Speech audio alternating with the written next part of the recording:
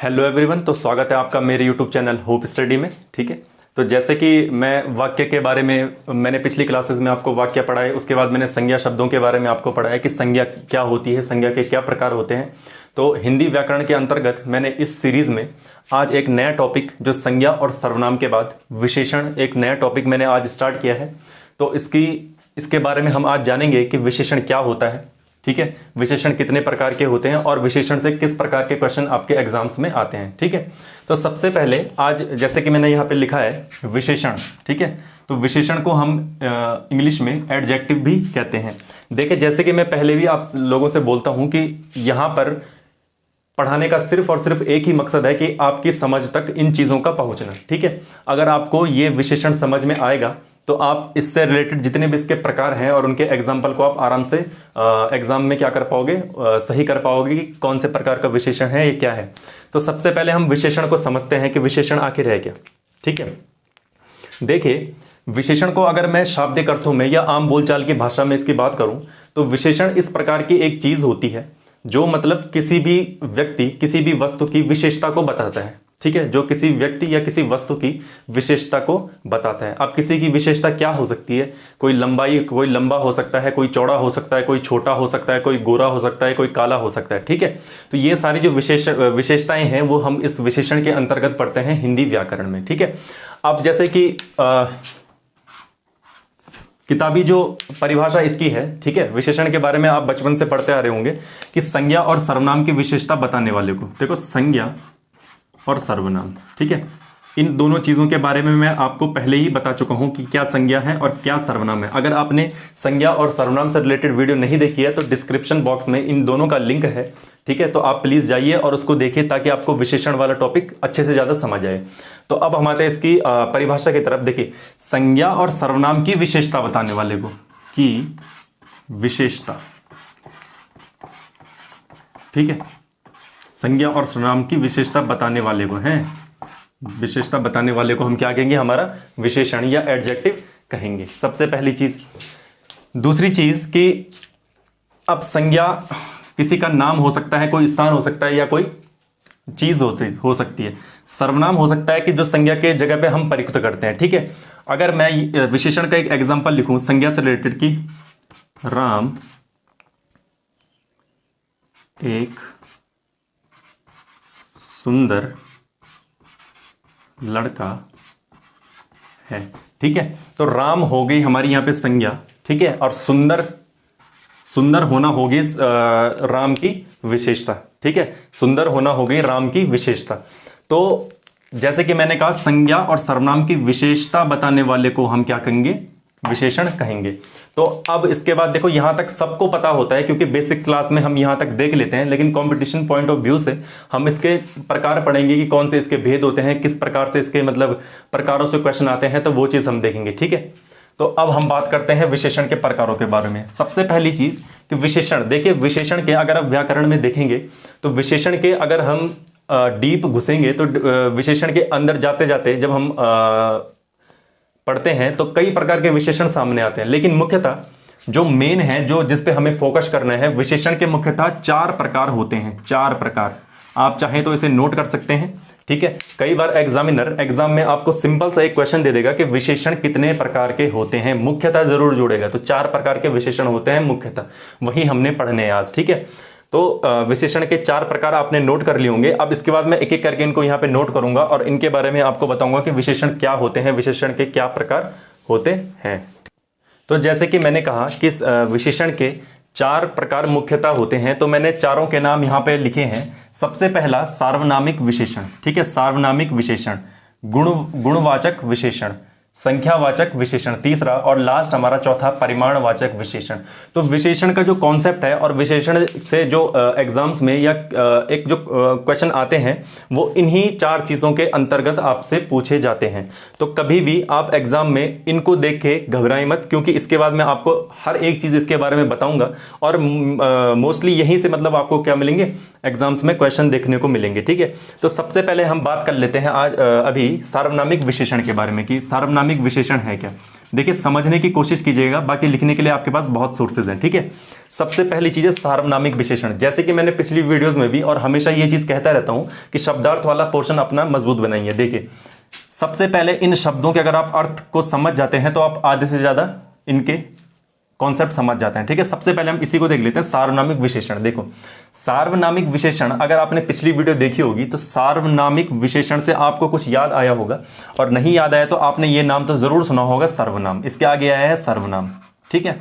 तो कहीं ना कहीं इसमें सर्वनाम का कुछ रोल है, ठीक है।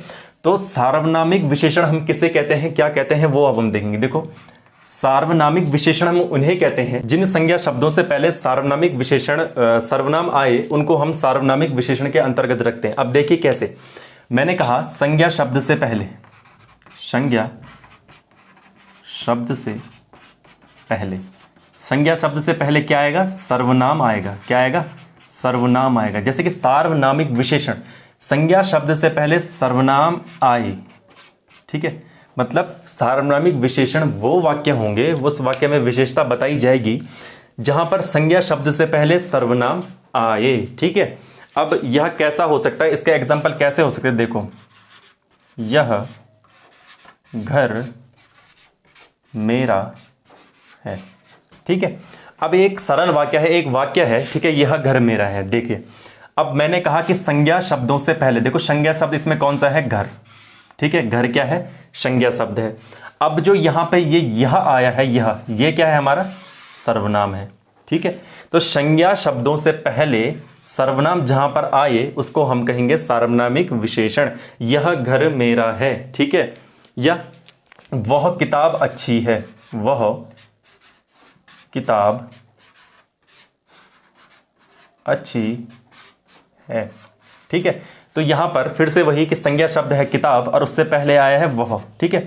तो जिन संज्ञा शब्दों में, जिन सार्वनामिक विशेषणों में संज्ञा शब्द से पहले सर्वनाम आए, फिर से बोल रहा हूं सर्वनाम आए, आया ना सर्वनाम, वह यह, ठीक है। अब सर्वनाम किसे बोलते हैं इसके लिए आप पिछली वीडियो देखिए, वरना भी एक बार ब्रीफ में बता देता हूं कि जिन सर्वनाम हम उसे कहते हैं जो संज्ञा के बदले प्रयुक्त होते हैं, ठीक है। यहां पे हो सकता था कि रमेश का घर अच्छा है, कुछ ऐसा हो सकता था, लेकिन यहाँ पे क्या हमने क्या कर दिया, रमेश की जगह यह घर बहुत अच्छा है, इस प्रकार से कर दिया। तो संज्ञा को रिप्लेस करके यहाँ पे हमने सर्वनाम का इस्तेमाल कर दिया, ठीक है। इसे हम सर्वनाम बोलते हैं। तो जहाँ पे संज्ञा शब्दों से आगे सर्वनाम आए उसे हम सार्वनामिक विशेषण कहते हैं। और अब हम बढ़ते हैं आगे की ओर, गुणवाचक विशेषण। देखो गुण, मैंने पहले कहा कि अगर आप गुण का मतलब समझ गए तो आप गुणवाचक विशेषण को आसानी से समझ जाएंगे, ठीक है। अब देखिए गुणवाचक विशेषण क्या है। गुण का मतलब होता है किसी के कैरेक्टर। देखिए इन जिसमें गुणों का बोध होता है, क्या होता है, गुणों का बोध होता है, ठीक है। क्या होता है, गुणों का बोध होता है, ठीक है। अब होगा क्या, गुणवाचक विशेषण में संज्ञा और सर्वनाम के गुणों का क्या होता है, संज्ञा और सर्वनाम के गुणों का बोध होता है, ठीक है। आप जब भी किसी की तारीफ करते हैं या किसी को एक विशेषण देते हैं तो आप कई बार आप कहते हैं कि वह, या रमेश एक लंबा आदमी है, ठीक है। एग्जाम्पल आप खुद से कुछ भी बना सकते हैं, अगर खुद से बनाएंगे तो आपको ज्यादा ये चीजें समझ आएंगी, ठीक है। जैसे कि मैंने कहा कि इसमें गुणों का बोध होता है, गुणों का बोध, जैसे कि रमेश एक लंबा लड़का है तो रमेश का गुण क्या है, वो लंबा है। या रमेश एक अच्छा लड़का है, अच्छा, ठीक है। तो रमेश का गुण क्या है, अच्छा। रमेश एक बुरा लड़का है तो रमेश का गुण क्या हो गया, बुरा, ठीक है, बुरा।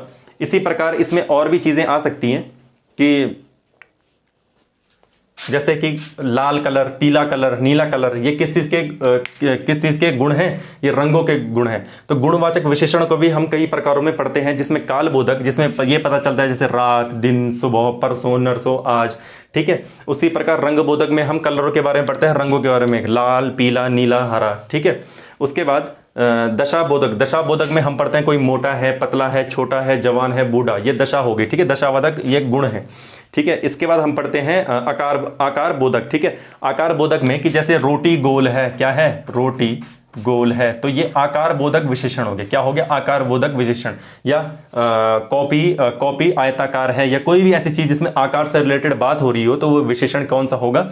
आपका गुणवाचक विशेषण के अंतर्गत आकारवाचक विशेषण आपका हो गया, या आकार बोधक विशेषण होगा। इसके बाद जैसे कि मैंने आपको इससे पहले बताया कि विशेषण के 4 भेद होते हैं, जिसमें मैंने आपको सार्वनामिक विशेषण पहला और दूसरा गुणवाचक विशेषण दूसरा बताया। ठीक है, तो वो मैंने बता दिए हैं, और अब मैंने तीसरा और चौथा यहाँ पे अलग अलग लिखे हैं। ठीक है, तो तीसरा जो हमारा विशेषण आता है वो आता है संख्यावाचक विशेषण, परिमाणवाचक। देखो वाचक वाचक या बोधक बोधक दोनों में सेम होगा। ठीक है, मेन चीज है संख्या और परिमाण। देखो संख्या का मतलब आपको पता होगा कि संख्या का मतलब होता है कोई भी नंबर, 1 2 3 4 आधा पौना, ठीक है, कोई भी चीज, ठीक है, जैसे संख्या। ठीक है, अब हम देख लेते हैं संख्यावाचक नंबर। ऐसे विशेषण शब्द या संज्ञा या सर्वनाम के संख्या का बोध कराता है। क्या कराता है? संज्ञा प्लस सर्वनाम की विशेषता का बोध करवाएगा। क्या करवाएगा? संज्ञा और सर्वनाम की संख्या का बोध करवाएगा। ठीक है, संख्या का बोध करवाएगा, बोध।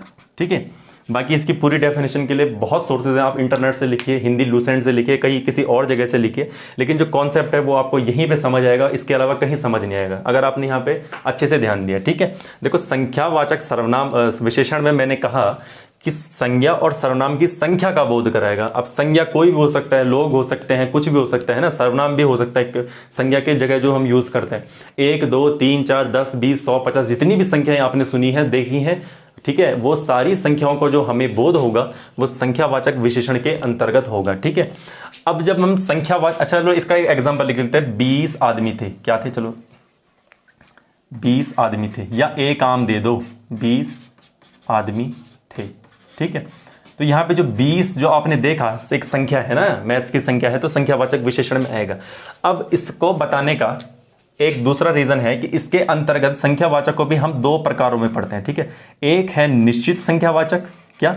निश्चित संख्यावाचक, इस पर ध्यान दीजिएगा, यहीं से क्वेश्चन आएगा। निश्चित संख्यावाचक मतलब निश्चित संख्या होगी, और दूसरा होगा अनिश्चित संख्यावाचक। ठीक है, अनिश्चित संख्यावाचक कई बार इसी से क्वेश्चन देता है, ठीक है, कंफ्यूज करने के लिए। बाकी ये संख्या, ये सब चीज सबको पता है, संख्या 1 2 3 4 5। देखो अब निश्चित संख्यावाचक विशेषण और अनिश्चित संख्यावाचक विशेषण के मतलब बीच में क्या डिफरेंस है वो मैं अब आपको बताऊंगा। ठीक है, देखो निश्चित संख्या का मतलब है कि जिस संख्या से आपको ये पता लग रहा होगा एक पूरा अंक होगा, 1 2 3 4 सो ऑन। ठीक है, 1000 हो सकता है, 2000 हो सकता है, लेकिन एक पूरी संख्या होगी। ठीक है, जैसे कि एक आम दे दो, एक आम दे दो।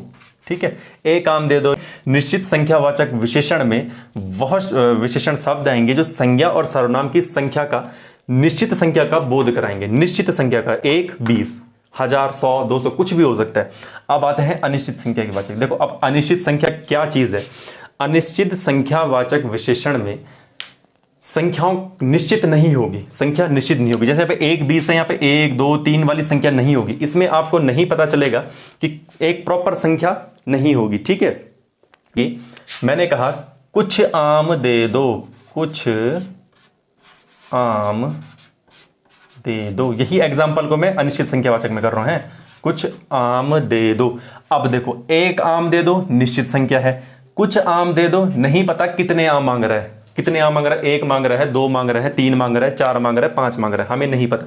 तो अनिश्चित संख्यावाचक में वो विशेषण शब्द आएंगे जो संज्ञा और सर्वनाम से पहले अनिश्चित संख्या का बोध कराएंगे। कुछ आम दे दो, चलो 20 किलो गेहूं दे दो का हम अनिश्चित संख्यावाचक में करते हैं। ठीक है, 20 किलो गेहूं दे दो का। ठीक है, अब इसको 20 किलो को गेहूं दे दो में हम क्या करेंगे कि कुछ गेहूं दे दो, कुछ गेहूं दे दो। अब इसमें भी सेम वही आ गया, 20 किलो एक निश्चित संख्या थी, जबकि अनिश्चित संख्या क्या होगी? अनिश्चित मतलब कुछ गेहूं दे दो, कितना गेहूं मांग रहा है कोई पता नहीं चल रहा है।